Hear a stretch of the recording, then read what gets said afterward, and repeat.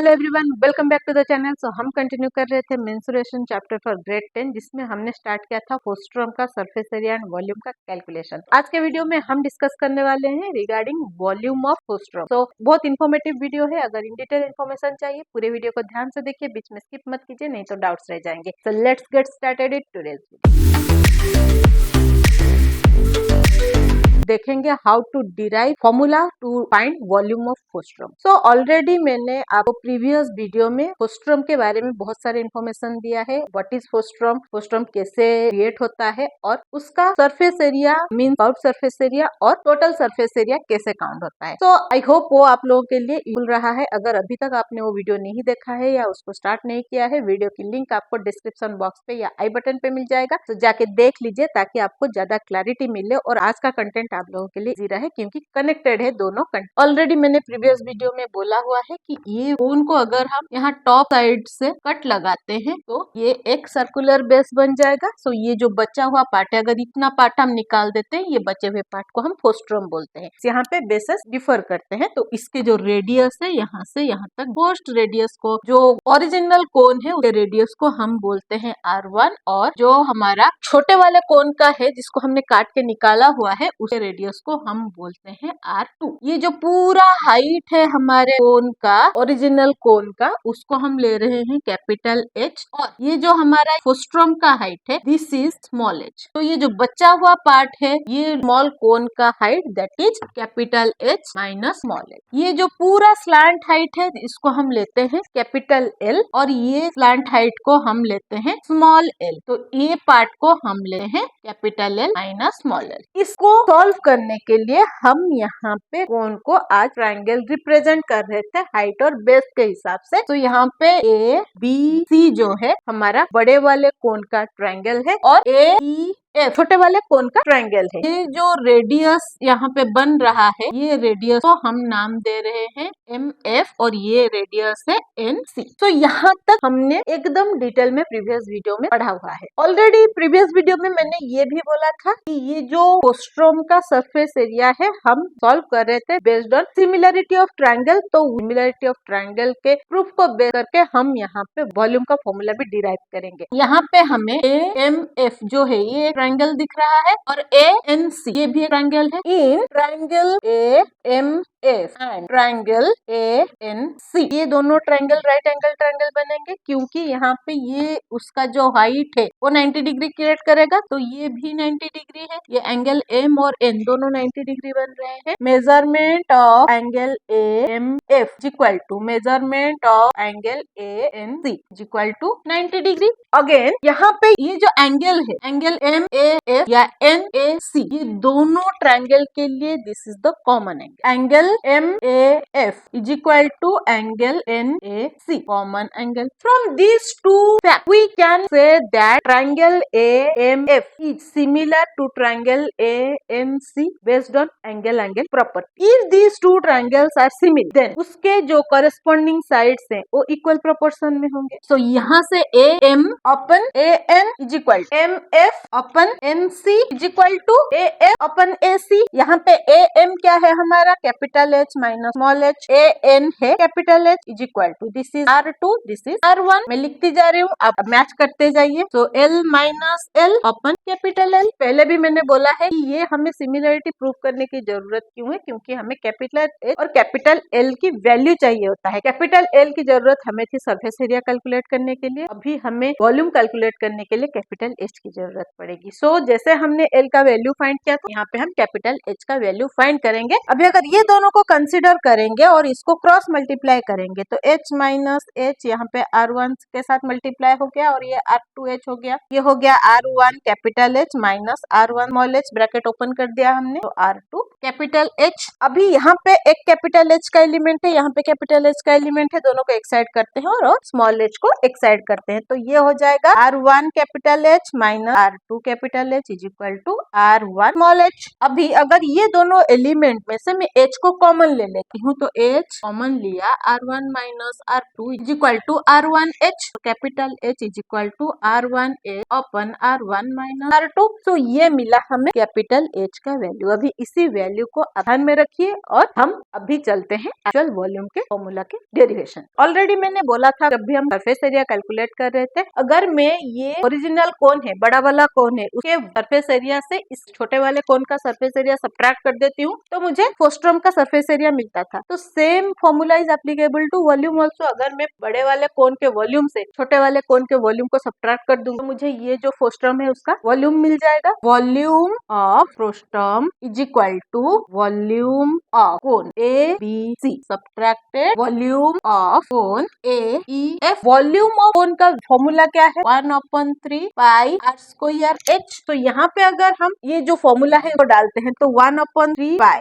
ये तो definitely equal ही रहेगा। अभी कोन एबीसी के लिए रेडियस क्या है? R1, तो यहाँ पे आ जाएगा R1 स्क्वायर। और कोन एबीसी के लिए हमारा हाइट क्या है? कैपिटल H माइनस 1/3 पाई छोटे वाले कोन का रेडियस R2 स्क्वायर और उसका जो हाइट है that is capital H minus small h। अभी ये जो फॉर्मूला हमने लिखा इसको हमें सॉल्व करते जाना है। जो फाइनल आंसर मिलेगा that is our formula for volume of frustum. So let's see, यहाँ पे अगर मैं 1/3 पाई R1 स्क्वायर H को रखे, ये जो ब्रैकेट है इसको रिमूव करती हूँ तो 1/3 पाई R2 स्क्वायर H, अभी माइनस एंड माइनस हो जाएगा प्लस 1/3 पाई R2 स्क्वायर स्मॉल h। ये अभी ये जो तीन एलिमेंट्स हमें मिले उसमें से ये दो जो फर्स्ट एलिमेंट है इसमें हमें बहुत सारी चीजें कॉमन दिख रहा है। 1/3 कॉमन है, पाई कॉमन है और कैपिटल H भी कॉमन है, तो सबको कॉमन लेते हैं फ्रॉम दीज टू। सो हो जाएगा 1/3 पाई कैपिटल H। यहाँ पे क्या बचा है? फर्स्ट वन से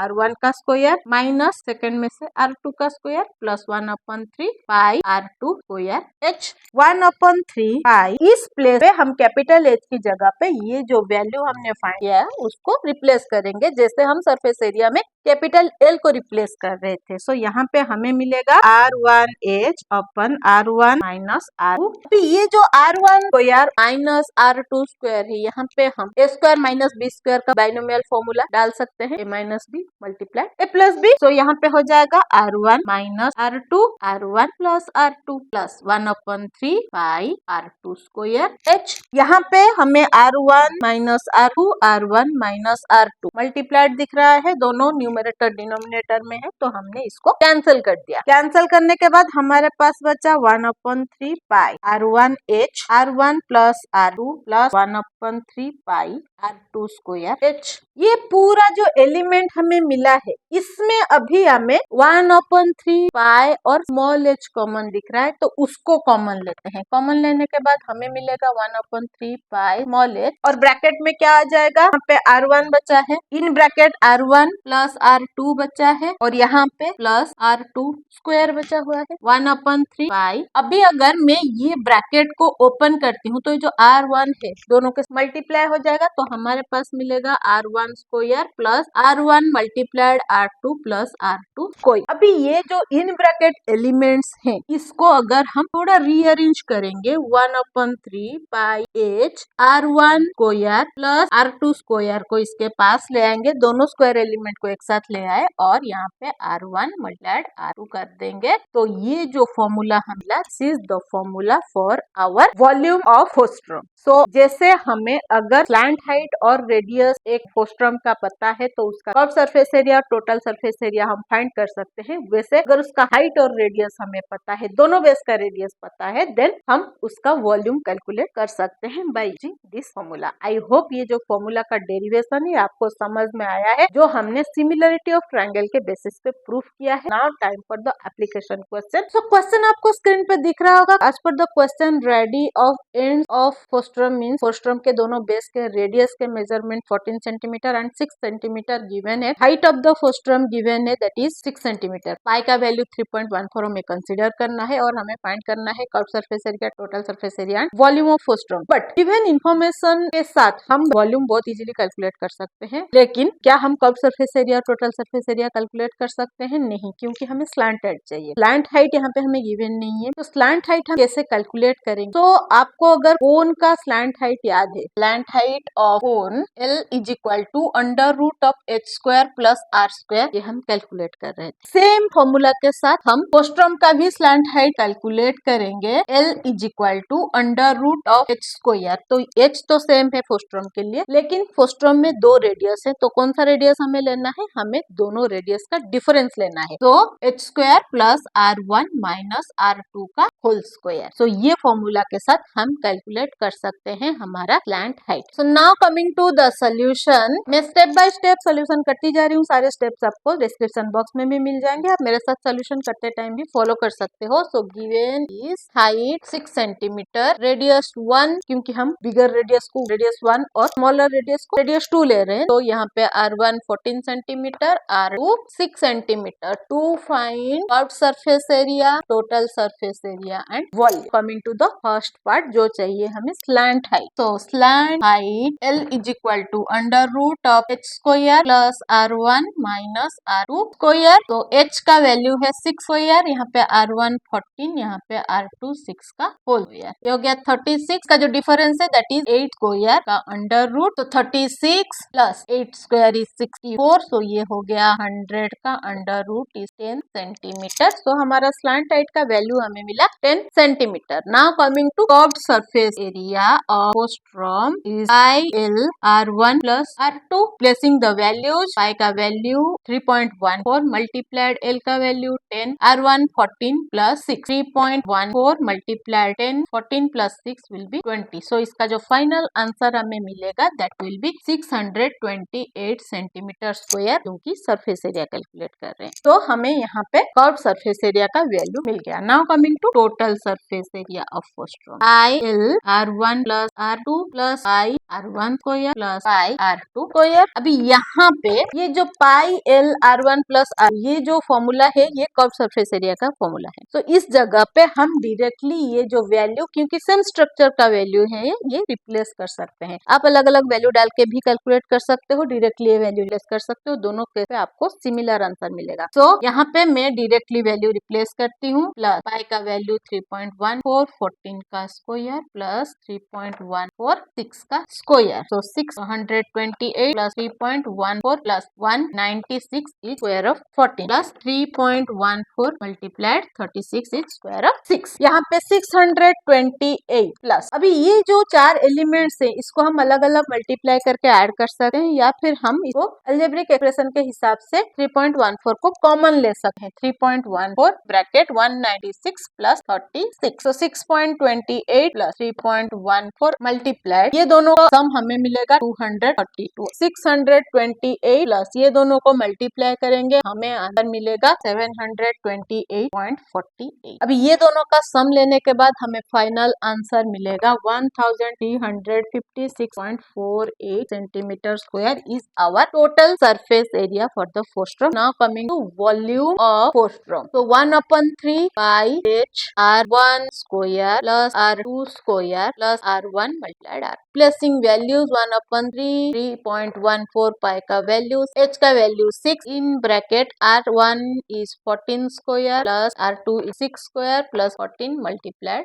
6। यहाँ पे 3 और 6 को हम कैंसिल कर सकते हैं, तो हमें मिलेगा यहाँ पे वैल्यू 2, 3.14 मल्टीप्लाइड 2, 14 का स्क्वायर इज 196 प्लस 6 का स्क्वायर 36 प्लस 14 6 84। ये दोनों को पहले मल्टीप्लाई कर लेते हैं, इजी रहेगा, दैट विल बी 6.28 मल्टीप्लाई। ये तीनों का जब हम सम लेंगे हमें मिलेगा 316। अभी ये दोनों को मल्टीप्लाई करने के बाद हमें फाइनल आंसर मिलेगा 1984.48 सेंटीमीटर क्यूब, क्योंकि ये वॉल्यूम कैलकुलेशन है तो यूनिट क्यूब में आएगा। आई होप ये सोल्यूशन आपको समझ में आया है अलग with the derivation of the formulas. आप ऐसा कोई भी क्वेश्चन लीजिए, सारे फॉर्मूलाज के साथ जो भी स्टेप मैंने दिया उसको अप्लाई करके देखिए, डेफिनेटली आपको प्रॉपर आंसर मिलेगा। अगर फिर भी आपको किसी प्रॉपर क्वेश्चन में डाउट है देन कमेंट सेक्शन में लिखिए, मैं उसका सोल्यूशन आप लोगों के लिए लेके आऊंगी। ऐसे ही इंटरेस्टिंग मजेदार वीडियोस के लिए, सोल्यूशंस के लिए बने रहिए मेरे साथ। Stay tuned with Next Gen Math. जाने से पहले अगर यूट्यूब से देख रहे हैं, चैनल में नए हैं, देन चैनल को सब्सक्राइब कर लीजिए। अगर फेसबुक से देख रहे हैं, पेज को फॉलो कर लीजिए, लाइक शेयर करते रहिए ताकि बाकी लोगों को हेल्प होता रहे। मिलते हैं और एक इंटरेस्टिंग मजेदार मेंसुरेशन के वीडियो के साथ। Till then bye bye.